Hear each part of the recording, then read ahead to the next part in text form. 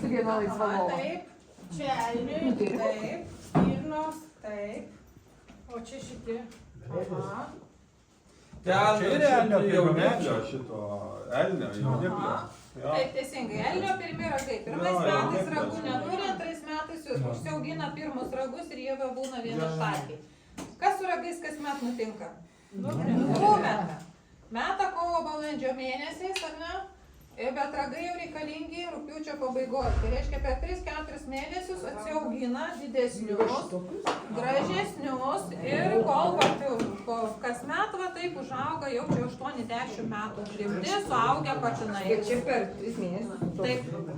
Tai kaip šakai metai skaitosi vienas. Aha, Aš galvoju, kad jie dabar nešiojasi. kiek šakų? 5. 5. Ir dabar šito. 1, 2, 5. Amžių matom, kad skiriasi aiškiai, ar ne? Tai labai priklauso ir genetika, ir mitybinė bazė.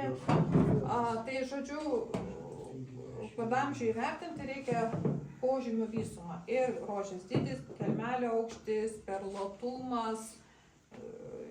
Tiksliausiai šiaip nustato amžių pagal kaukolę ir dantis.